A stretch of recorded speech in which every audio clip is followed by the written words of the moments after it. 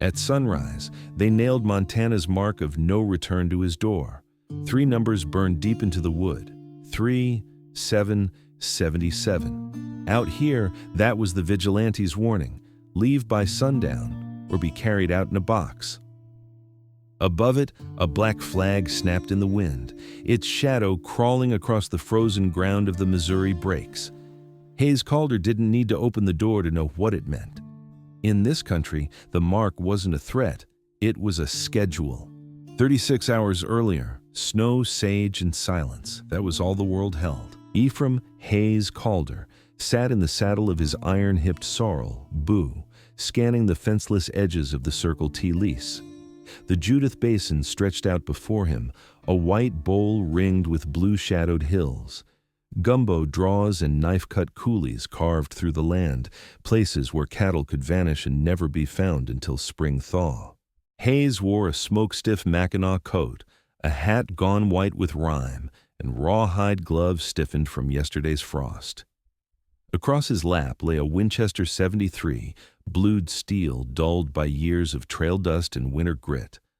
The great die-up of 86 to 87 had already taken half the herds in Montana territory. This winter was shaping to be no kinder. What blizzards didn't kill, wolves argued over. Hayes had been riding lines long enough to read the land the way other men read newsprint. Today, something in the wind felt wrong. Too still, too heavy, like a page waiting for ink. That's when he saw it. Down in a willow-choked cut, the snow was torn and trampled. A dun pony lay on its side, saddle twisted, one foreleg kicking slow. Dark stains spread under the animal, black in the cold light. Blood. Hayes eased Boo down the slope, tied him to a greasewood, and moved in slow. The rider lay face down in the scrub, jacket crusted with frozen mud, hair matted to his neck. Hayes crouched, listening. Nothing but the low moan of wind through the willows. He slid a gloved hand under the man's shoulder, rolled him over. The stranger's lips were blue, eyes half open, but seeing nothing near. "Don't die yet," Hayes muttered. Sometimes you had to make the dead promise before they went. The man tried to sit up and failed.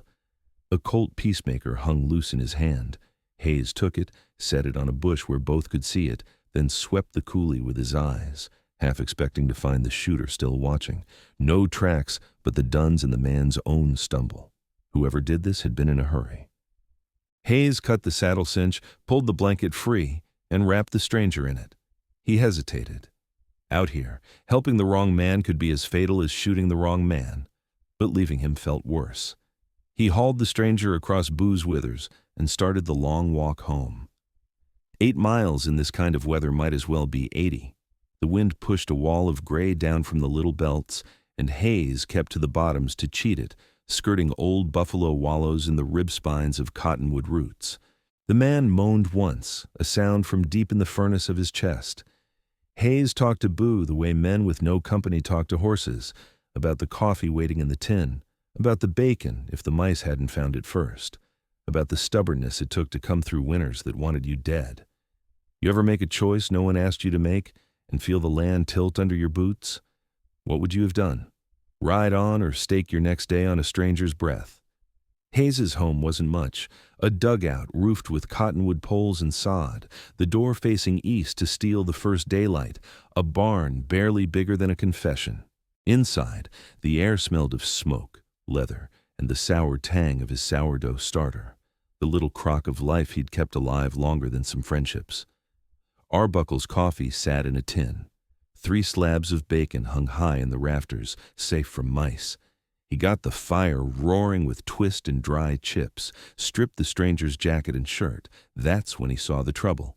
A bullet hole just below the ribs, the back showing a shallow exit wound. The frozen flower of blood told him it had happened hours ago. "Who put that in you?" Hayes asked. The man's eyes flicked open. He laughed once, choking on it. Hayes heated water, cut away the wool, poured whiskey into the wound until the man cussed in a voice too strong for someone half dead. He packed the hole with flour, tied it down with a strip torn from the man's own shirt. "You a doc?" the man asked. "No," Hayes said. "I'm a fool." He lifted a cup to the man's lips. "Swallow before your jaw locks." The man drank, sighed like a banked stove. "Name's Remy Valon. Métis, out of the Cypress Hills. Bringing a ledger to Fort Benton. Whiskey men don't want it to arrive."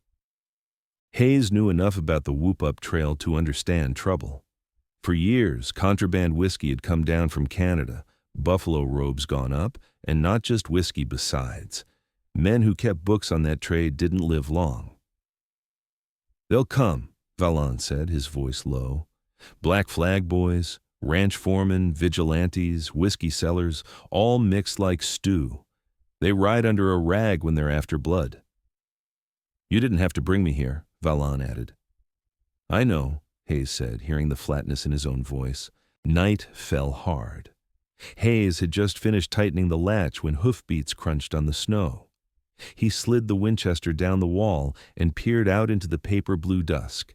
3 riders, oilskin slickers shined under frost, their horses' breath smoked in the cold. The man in front wore a kerchief black as a crow's eye. He dismounted, knocked on the door like a butcher testing a haunch. "Evenin'," he said.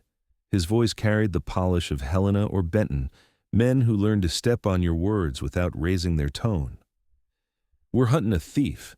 Brand inspector says he passed this way on a donkey. Might be wounded." "Plenty of thieves out here," Hayes said. "Not many duns. Lost his trail in the coulees." The man smiled. His teeth were too good for a man who worked cattle. "You alone here?" "Always," Hayes said. "You mind if we warm up, step in, say a prayer at your stove?" His gloved hand rested on the latch like it belonged there. Hayes thought of Valon bleeding in his bed, the ledger under the blanket, and the law of a Montana winter this hard. There isn't enough of anything, not even mercy. "Barn's open," he said. "Stove's not." The man's smile fell away like ash. "You circle T?" "I'm the shape between the lines," Hayes said. "Vern Lassiter," the man replied, as if the name should mean something. "Brand inspector out of Benton. We ride for order." He turned his head so Hayes could see the kerchief better. Black Flag. Valon had named them true. "We'll come back proper in the daylight," Lassiter said. "Might have a writ by then. If you've got nothing to hide, we're friends. If you do," he let the words hang, "we'll be writing a different kind of paper." They mounted up and rode into the dusk. Hayes barred the door, found Valon awake, eyes bright as a cornered cat's. "They know," Valon said. "They suspect," Hayes answered. Snow-wet saddlebags sat against the wall. Valon's. Hayes unbuckled one, pulled out a ledger wrapped in oilcloth. The pages rumbled when he opened it. Names, weights, brands, numbers marching like boots, foremen, storekeepers, even a preacher Hayes recognized from the Muscle Shell country. It was a map of everything rotten that kept Montana's cattle empire upright. Hayes shut the book. "What's a line rider supposed to do with this?" "What a line rider does," Valon said. "Ride, deliver it, live to be tired tomorrow." Hayes slid the ledger back under the blanket and listened to the dugout breathe.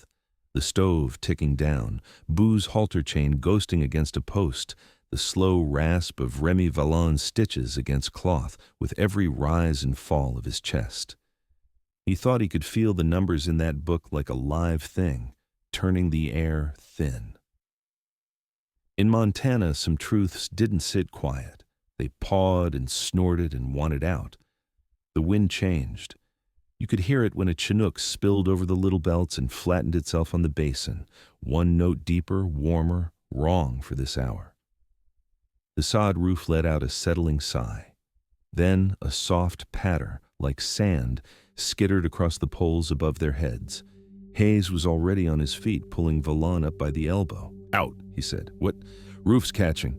He kicked the latch bar loose and shouldered the door into a wall of smoke. Fire crept along the sod like an orange seam.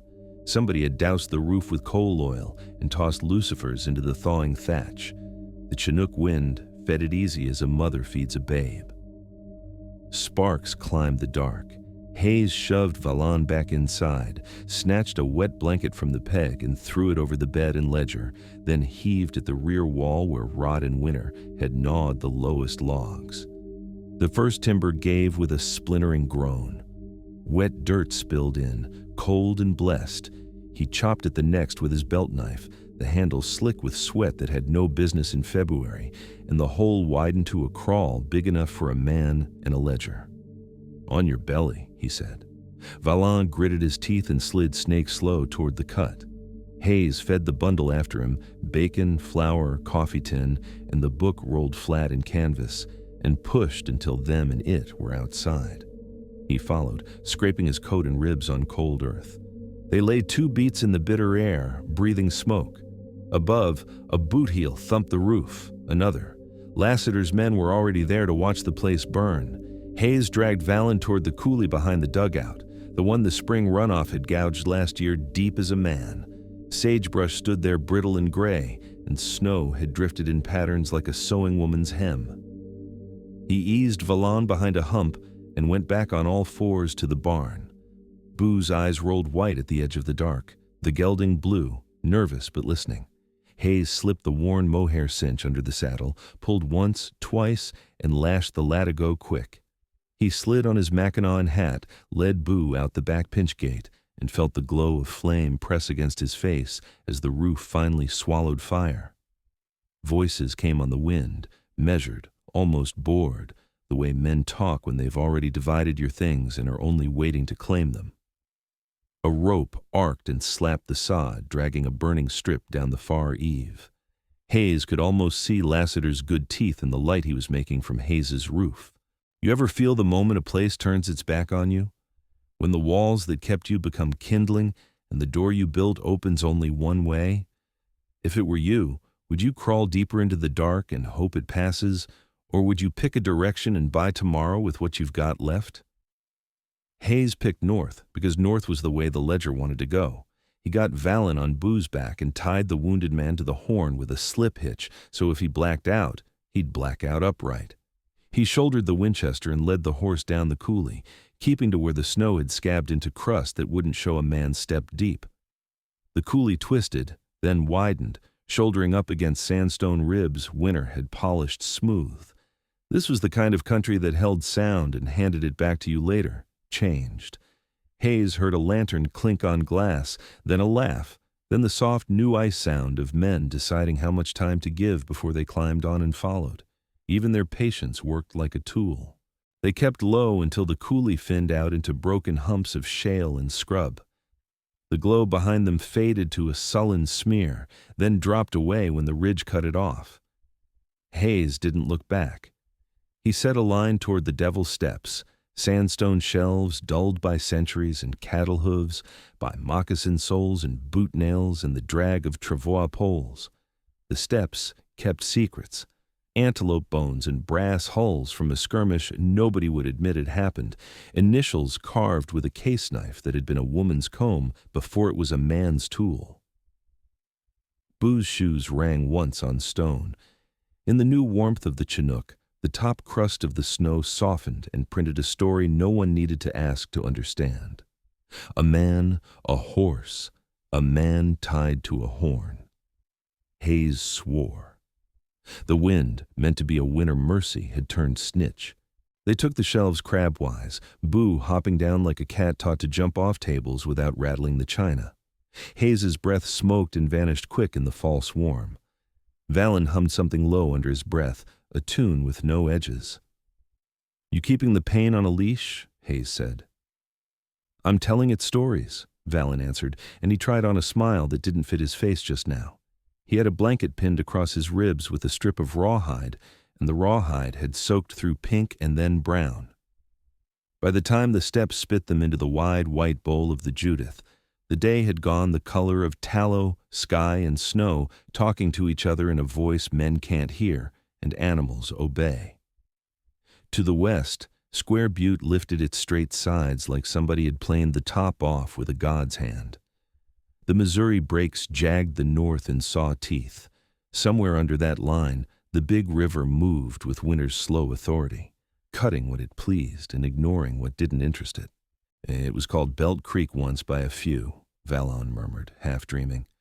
"But Clark named this river Judith after a woman, Julia Hancock, the one he'd marry. He put her on a map where she ain't never set foot. Seems like a thing men do, Hayes said.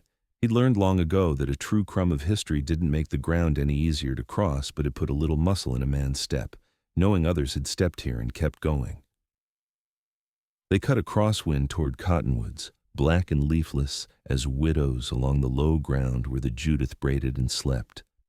Hayes stopped them once, twice, 3 times to listen.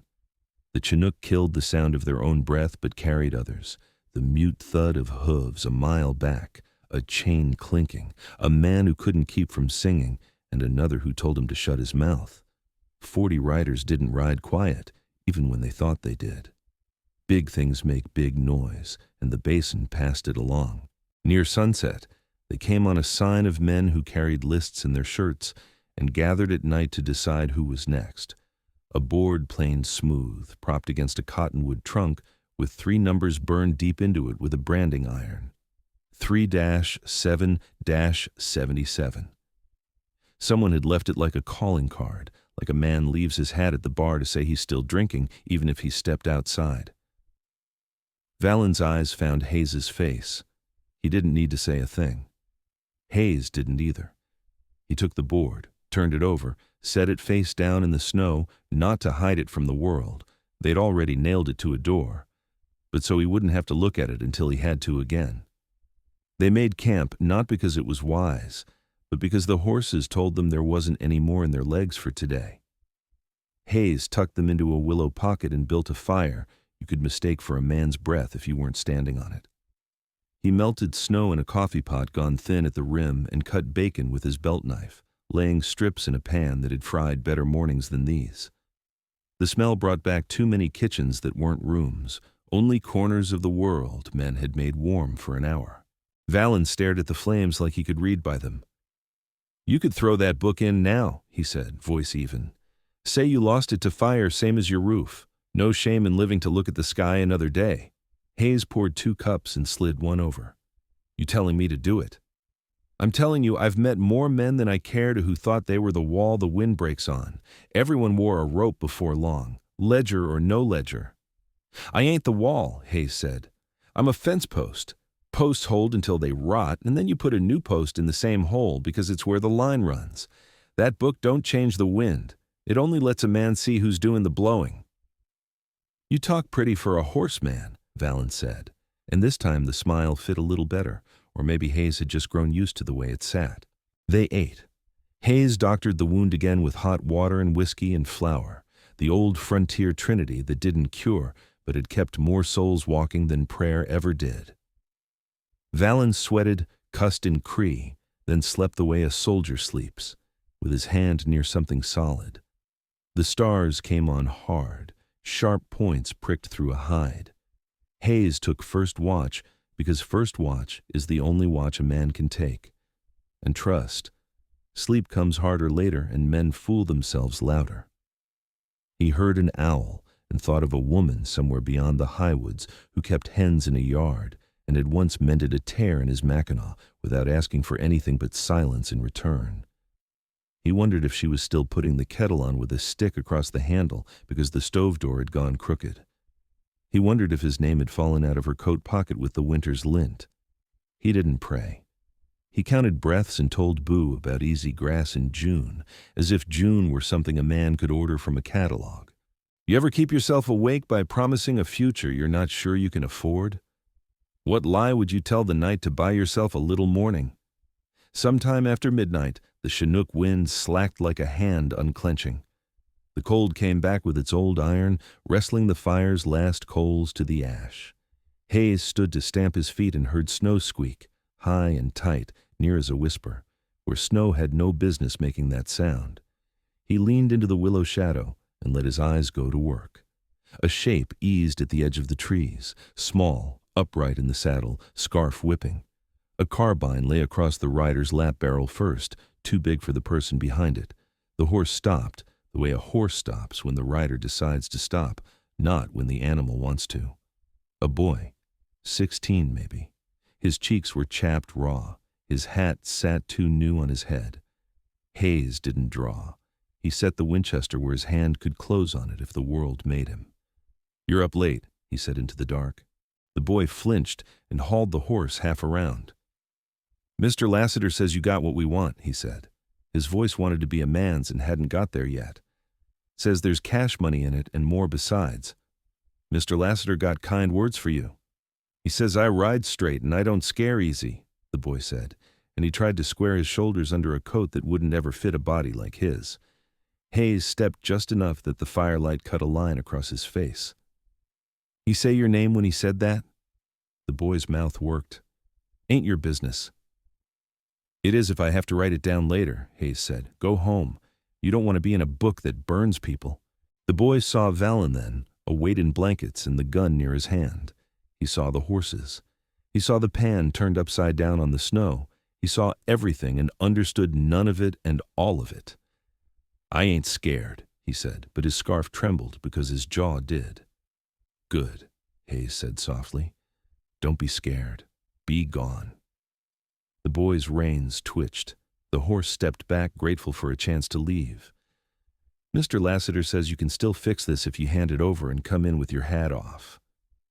Tell Mr. Lassiter he can keep his hat on.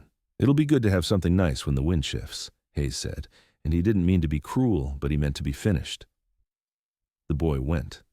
Hayes watched him make the ridgeline and disappear, a mistake somebody else would have to fix when he came home empty, or not at all. Dawn tried to get a word in edgewise, but the Chinook had taken its color and left it shy. Gray came first, then a pink smear low under Square Butte. Hayes rolled his bed, packed the pan and tin, cinched Boo, and got Valen up with a string of curses and a joke about finding a doctor who worked for coffee. They put their prints right into the Judith's Rough along the bottom ground, where willow wands rode over them as soon as the wind lifted a little. Hayes set his jaw toward a pinch point he knew in the low breaks where a man could hold back more than his share if he had to. They didn't make it. The first sound was a rattle of ice pans tumbling in the river miles off and echoing here in a way that felt like hooves. The second sound was hooves, not a few, not 10. A sheet of iron hammered by 40 men who had eaten a warm breakfast standing around a burned house and saddled fresh mounts, and decided the day's work looked like a man's neck. Hayes stopped long enough to ease the ledger under his mackinaw so it sat between wool and skin. He turned Valen's face a little with 2 fingers under the chin. The man's eyes were narrow now, pain drawing his focus to one small place. You want me to throw it? Hayes said. Not because he would, but because a man is owed the chance to pick his fate. Valen shook his head once. If they read it, they'll know who kept it out of the fire, he said. Ain't no safe between pages, only names. Then we give the book to the only man who can't burn it without lighting himself with it, Hayes said. Fort Benton's a long day if you're young and healthy and your horse has opinions. We're none of those. We're stubborn, Valen said. That might count as 2. Count it, Hayes said, and he put his hand flat on Boo's hot neck so the gelding could feel him say it. Live.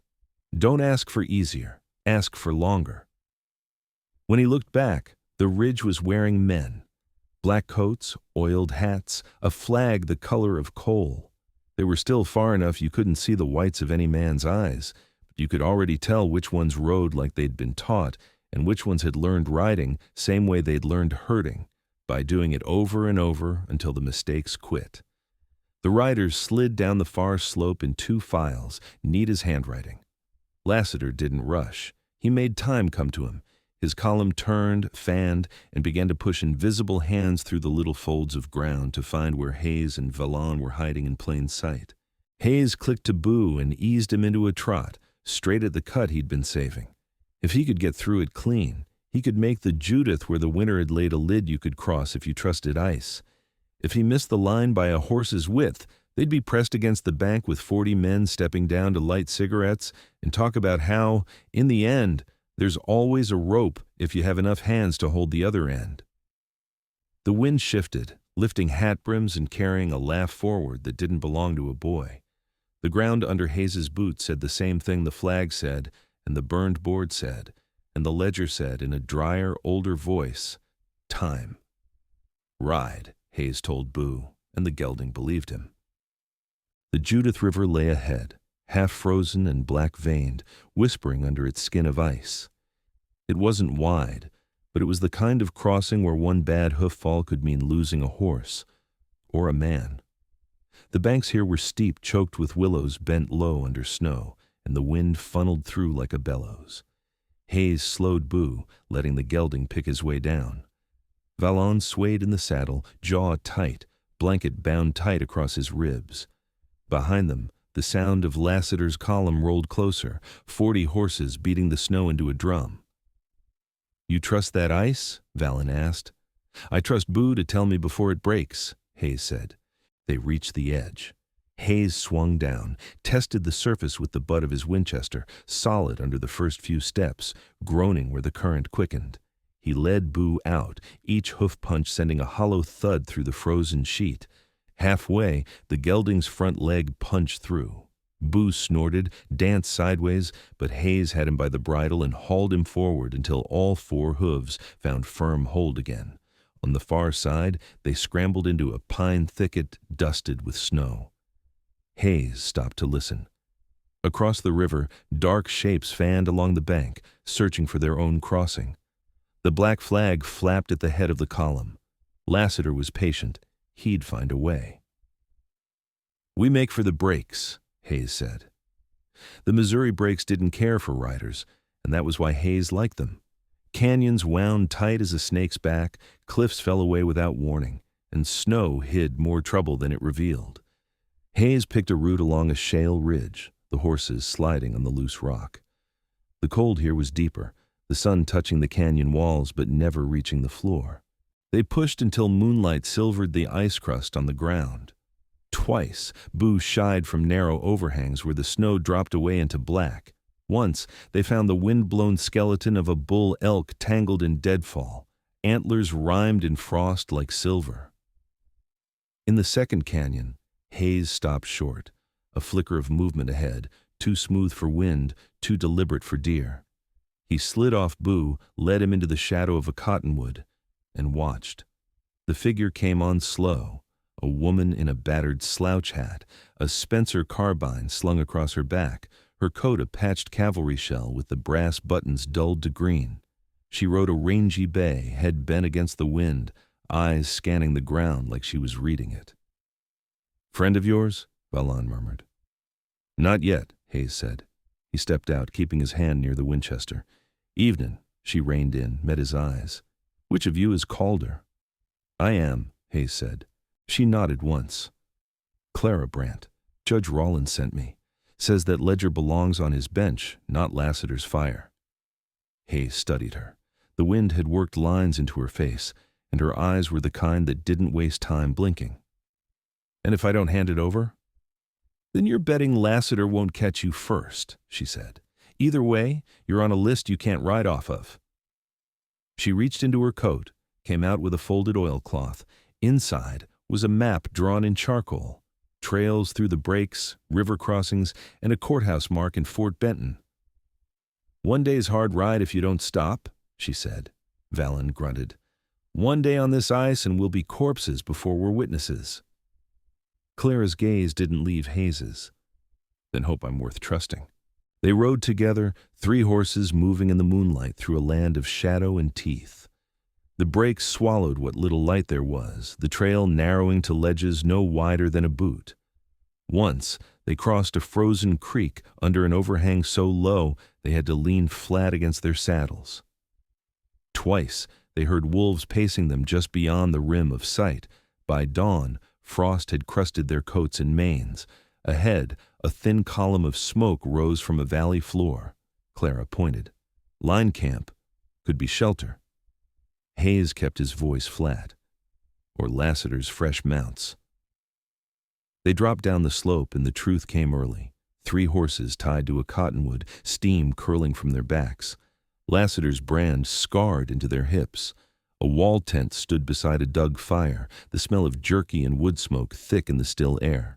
2 men stepped out, one still chewing, the other with a Winchester cradled in his arms. Their eyes locked on Hayes, then shifted to Clara and settled on Vallon. The one with the rifle smiled. "Calder, Lassiter figured you'd swing by here. He's not far behind." Hayes drew first. The crack tore across the clearing, the rifleman's shot going high. Clara Spencer barked twice, splinters jumping from the cottonwood. The horses reared, screaming against their ties. Over the gunfire came another sound, low at first, then swelling until it filled the cold air. Hooves, dozens of them. The black flag was coming fast. "What's the call, Calder?" Clara asked, teeth bared against the wind. Hayes's eyes went to the ledger under his coat, the outlaw barely holding to the saddle, the woman with the judge's map in her pocket, and the black flag riders closing in. The sound of Lassiter's 40 horses hit the valley like a flood. Snow hissed under their hooves, steam rising off them in ghostly clouds. The black flag snapped high above the lead rider, the cloth cutting black against the winter sky. Hayes's mind lined out the facts. No cover worth a damn, one wounded man tied to a saddle, one woman with a steady gun, and a narrow cut leading out of the camp before the valley tightened and closed. They had seconds. "Cut those mounts loose," Hayes said. Clara was already moving, snapping lead ropes from the cottonwood. The 3 branded horses bolted, scattering uphill in a storm of snow and flying hooves.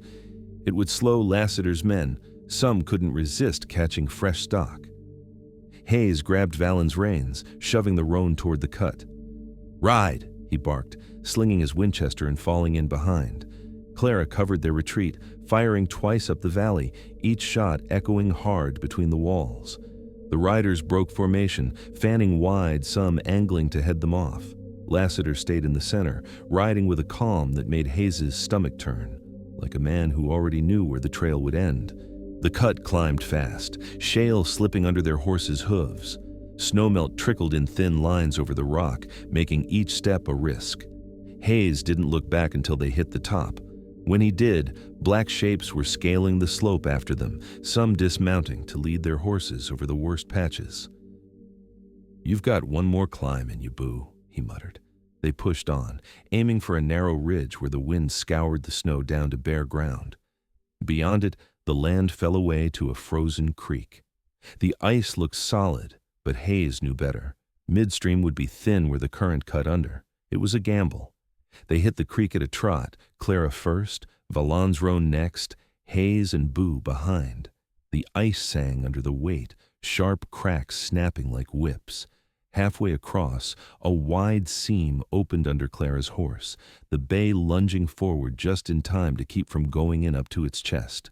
Behind them, Lassiter's front rank poured onto the ice, hooves drumming. The black flag flicked in the wind, and Lassiter's voice carried, "Calder, give me the book and you walk away." Hayes didn't answer. The far bank rose in a steep shelf of snow and willow.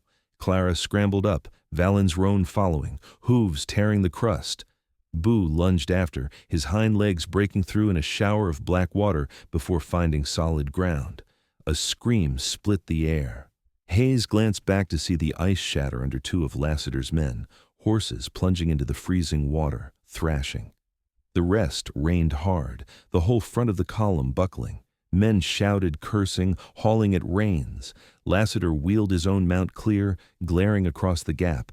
The black flag hung limp in the sudden stillness. They didn't wait to see if the rest would try again. Clara led them up through a band of pines. The smell of sap and cold resin sharpened their lungs. The trail bent around a low ridge, and suddenly Fort Benton lay below them, the old steamboat landing marked by a line of clapboard buildings and a plume of chimney smoke curling into the pale sky. By the time they hit the main street, townsfolk were stopping to stare. Hayes swung down in front of the courthouse, half dragging Valen from the saddle. Judge Rawlins was already on the steps, deputies at either side with rifles. Valen pressed the oilcloth-wrapped ledger into the judge's hands. "Names, dates, enough to clean half the territory," he said. Rawlins thumbed the cover back just enough to see the writing inside, then shut it again. "And the other half?" "That's next winter's work," Hayes said. Across the river, on the far bluff, a line of riders had gathered, Lassiter's survivors. They didn't cross. The black flag was gone from its pole. The judge nodded to his men. "Get them inside." Clara lingered by her bay, looking at Hayes. "You know you're still marked." "I was before breakfast," he said. He swung into Boo's saddle. The gelding's ears flicked forward toward the open country beyond the town. Hayes looked once more at the river, the bluff, the thin smoke of the camp they'd left behind. The wind carried wood smoke and the hint of another storm. Some debts you pay in coin, some in blood, and some, like this one, you pay by keeping your boots pointed toward the horizon, never letting the men behind you believe you've stopped. He touched his hat to Clara, to the judge, to the town he hadn't meant to save, and rode north into the pale light. Next time, maybe it'd be a stagecoach that vanished between two towns, or a woman holding a canyon against a gang nobody remembered on any map. For now, Montana kept her winter council, and Hayes Calder kept riding.